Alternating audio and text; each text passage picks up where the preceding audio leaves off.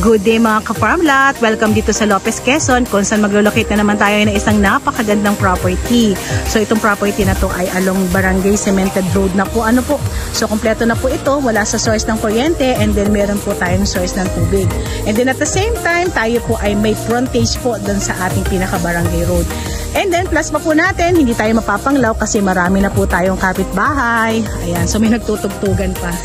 Ayan, so iikutin natin si property. Tara, samahan niyo po ako para makita natin yung kagandahan ni 1.2 hectares. Ulitin ko lang po, Lopez, Quezon lang po tayo. So, ano pa yung hinihintay natin? Let's go! Ayan, so ikot tayo kay property. Ang ganda ng view. Si property po ay almost flat.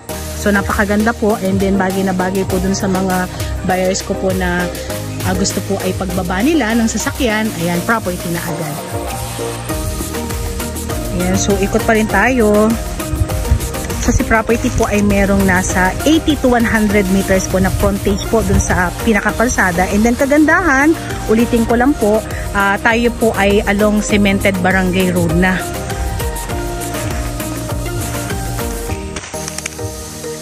Medyo may kasukalan lang si property, talagang madamo. Pero hindi naman yung matataas na damo, parang ganyan lang po. So, grass cutter lang yung katapat niyan. Kayang-kaya nang linisin.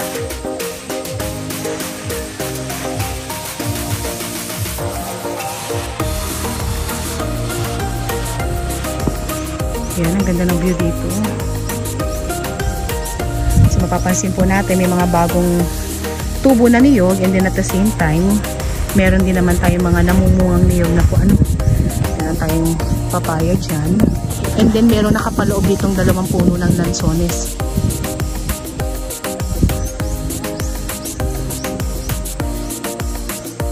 So si property po ay may nakapaloob na lang na nasa halos 80 kapuno ng niyog. So yung tinatamaan ng camera natin, hindi po lahat yan ay nakapaloob kay property. Bali, yan po ay kasama or kabilang po dun sa mga boundaryhan po.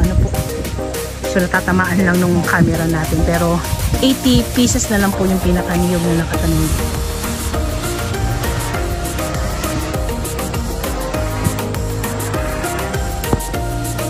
So si property po ay nasa 14 kilometers para makalabas naman po tayo ng pinaka-provincial road.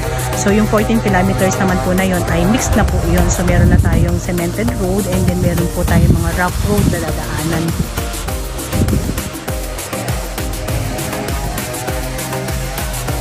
Kagandahan lang naman po kay property, hindi na tayo mapapanglaw kasi ang dami ng bahay dito. So may mga tindahan na rin po dito.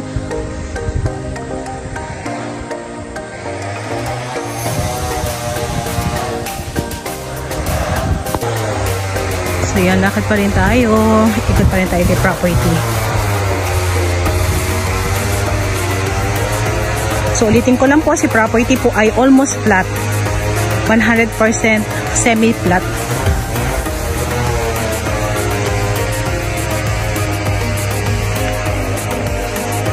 Ganda.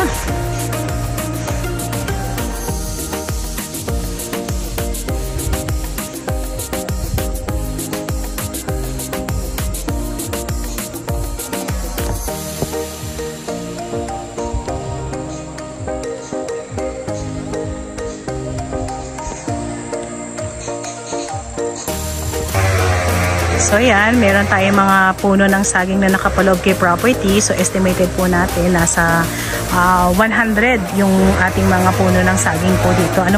And then meron tayong ilang puno ng mangga na nakita. So estimated ko po nasa 3 hanggang 4 yung puno ng mangga na nakapaloob kay property. Habang nag-iikot tayo, explain ko na po about sa documents itong property na to. Bali, ito ay matured CLOA title, and then kagandahan, buhay na buhay po si owner. So wala po tayo magiging problema about sa bentahan natin.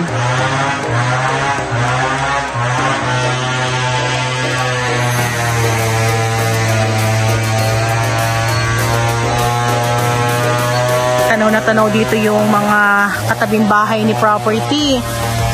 So, pwedeng-pwede rin po tayo magtayo ng business dito kasi sa tingin ko po, dun sa area na to ay halos nasa 2 lang yung tindahan na meron po tayo dito. So, malapit din po tayo sa Barangay Hall. Kanina, nag-interview ako ng mga taong naglalakad dito. So buhat dito sa kinatatayuan ko, kung lalakarin po nila hanggang Barangay Hall. So lakad lang po yun nasa 20 minutes yung lakad nila.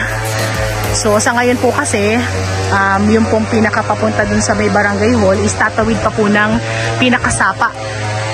Pero soon po, yan po ay gagawin. So malapit-lapit po tayo sa may pinaka-Barangay Hall and then malapit din po tayo sa school. So hintayin na lang natin lagyan po ng pinakatulay yung pinaka-sapa rito para magduktong po dito sa may pinakalugar nito and then magduduktong po iyan dun sa may pinaka-Barangay Hall. Papuntang Barangay Hall I mean.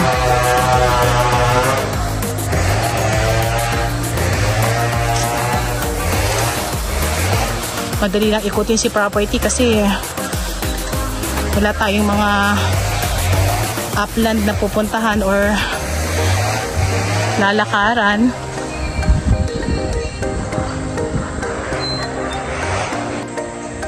So yan, labas na naman tayo dun sa may pinaka road niya para mapakita ko naman po sa inyo kung ano itsura ng pinaka road natin and then yung pinaka frontage po natin. Ano po?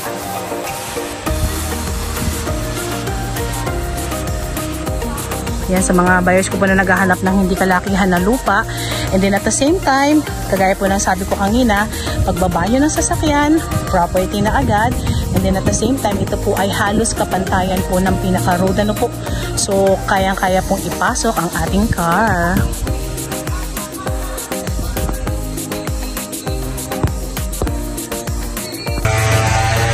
Ayan. So, labas tayo para makita natin yung pinaka-road.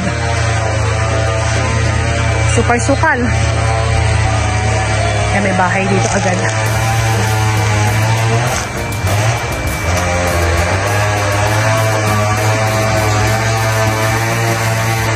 Yan, nakalabas na tayo ng pinaka-property and then pakita ko lang po sa inyo yung pinaka-road natin. Ayan, along cemented Barangay Road na po tayo and then ang ganda ng view. Ayan. And then pakita ko lang, marami na tayong mga kapitbahay po dito. Ayan. May mga bahay na dyan.